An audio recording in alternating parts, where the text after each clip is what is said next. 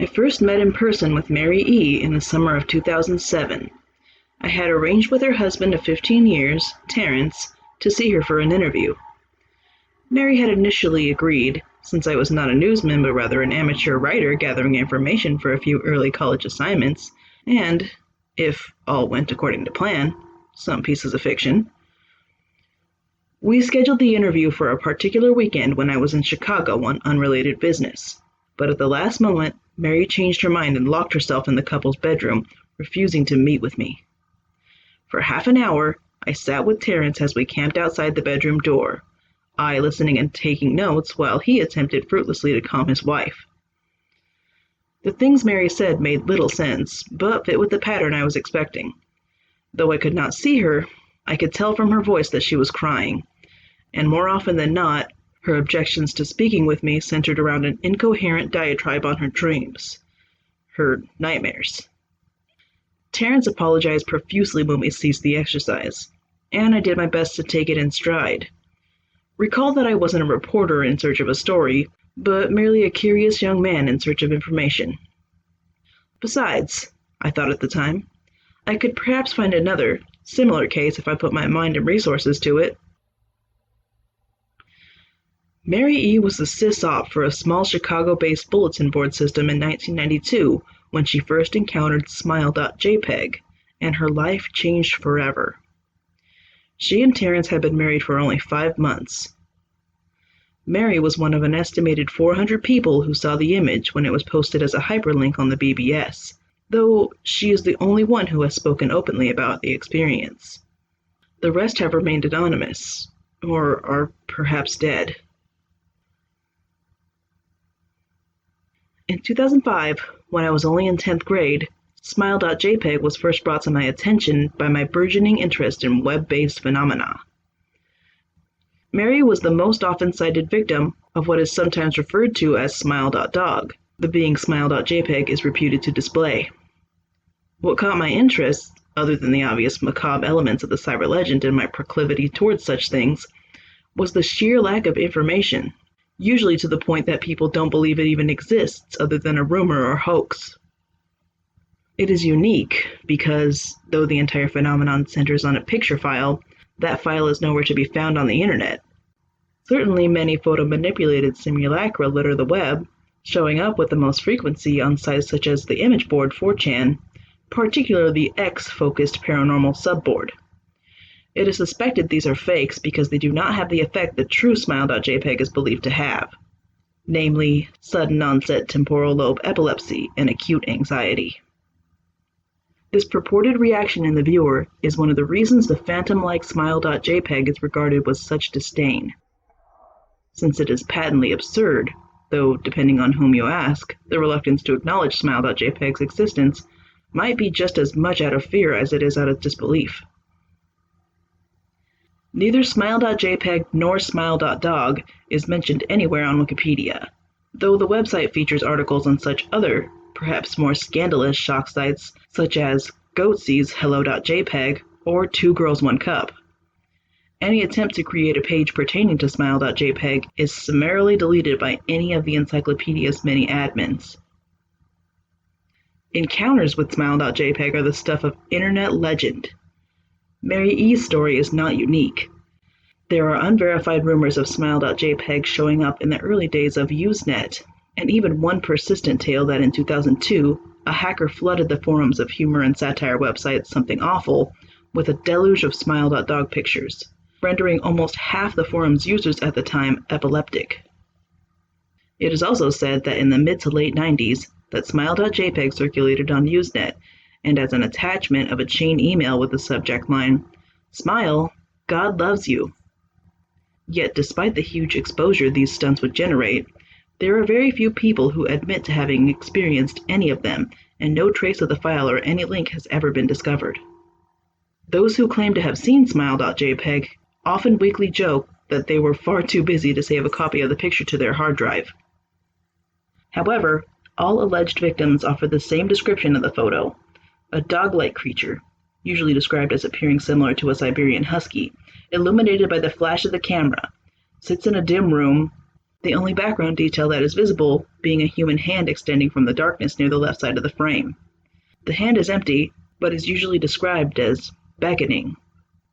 Of course, most attention is given to the dog, or dog creature, as some victims are more certain than others about what they claim to have seen.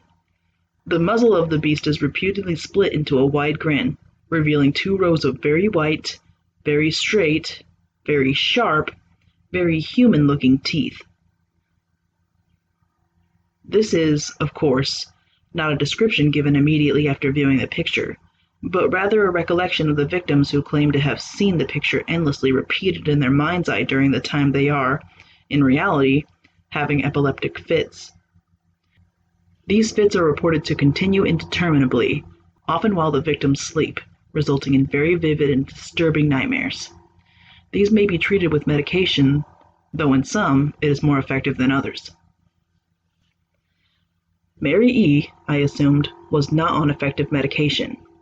That was why after my visit to her apartment in 2007, I sent out feelers to several folklore and urban legend-oriented news groups, websites, and mailing lists, hoping to find the name of a supposed victim of SMILE.JPG who felt more interested in talking about his experiences.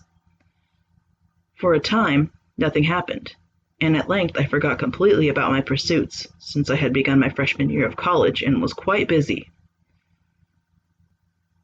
Mary contacted me via email, however, near the beginning of March 2008. To jml@mail.com. From marye@mail.net. Subject: Last summer's interview. Dear Mr. L., I am incredibly sorry about my behavior last summer when you came to interview me.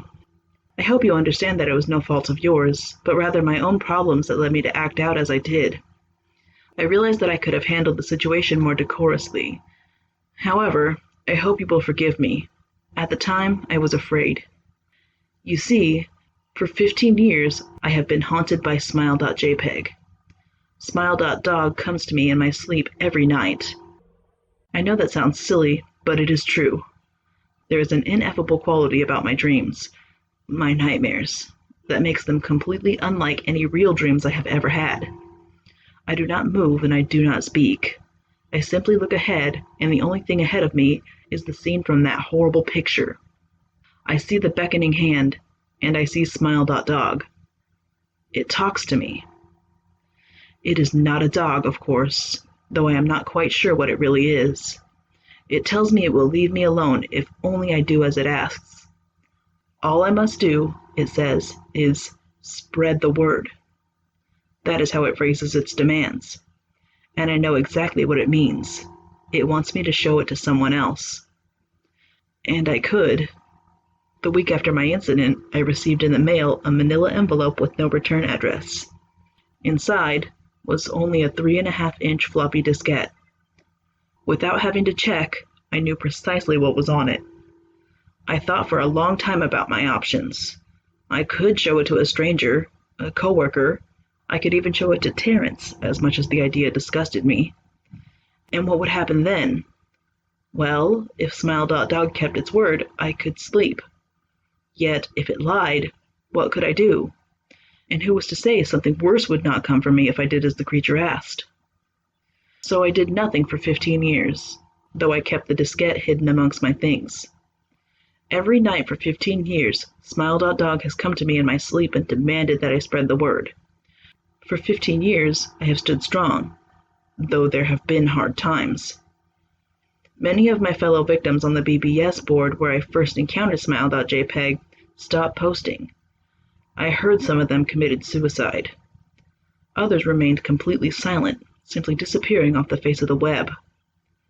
They are the ones I worry about the most. I sincerely hope you will forgive me, Mr. L., but last summer when you contacted me and my husband about an interview, I was near the breaking point. I decided I was going to give you the floppy diskette. I did not care if smile.dog was lying or not. I wanted it to end. You were a stranger, someone I had no connection with, and I thought I would not feel sorrow when you took the diskette as part of your research and sealed your fate. Before you arrived, I realized what I was doing. I was plotting to ruin your life. I could not stand the thought, and in fact I still cannot. I am ashamed, Mr. L, and I hope that this warning will dissuade you from further investigation of smile.jpg. You may in time encounter someone who is, if not weaker than I, then wholly more depraved. Someone who will not hesitate to follow smile.dog's orders. Stop while you are still whole. Sincerely, Mary E. Terrence contacted me later that month with the news that his wife had killed herself. While cleaning up the various things she'd left behind, closing email accounts and the like, he happened upon the above message. He was a man in shambles, he wept as he told me to listen to his wife's advice.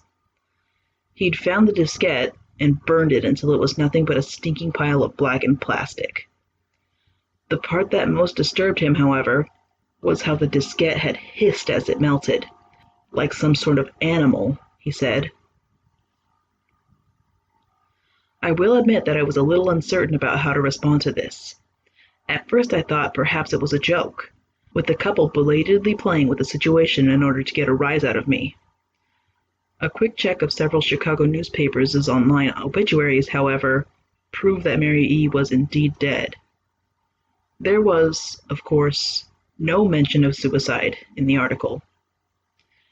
I decided that, for a time at least, I would not further pursue the subject of smile.jpg, especially since I had finals coming up at the end of May. But the world has odd ways of testing us. Almost a year after I'd returned from my disastrous interview with Mary E., I received another email. To jml@mail.com from elzahir82@mail.com. Subject: Smile. Hello, I found your email address through a mailing list. Your profile said you are interested in SMILE.DOG. I have saw it. It is not as bad as everyone says. I have sent it to you here. Just spreading the word. Smiley face. The final line chilled me to the bone. According to my email client, there was one file attached called, naturally, smile.jpg. I considered downloading it for some time.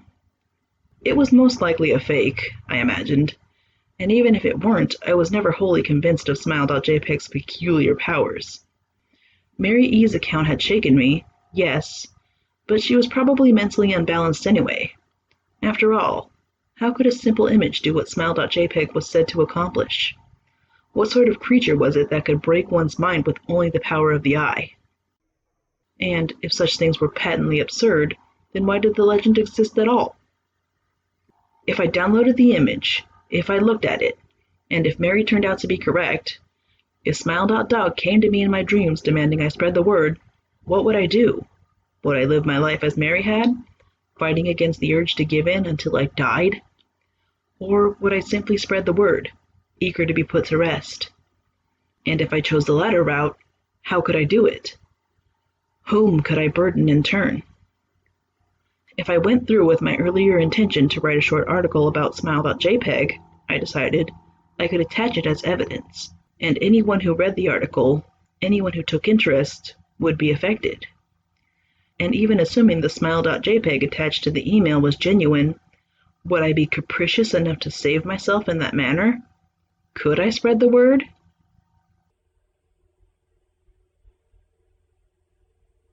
Yes.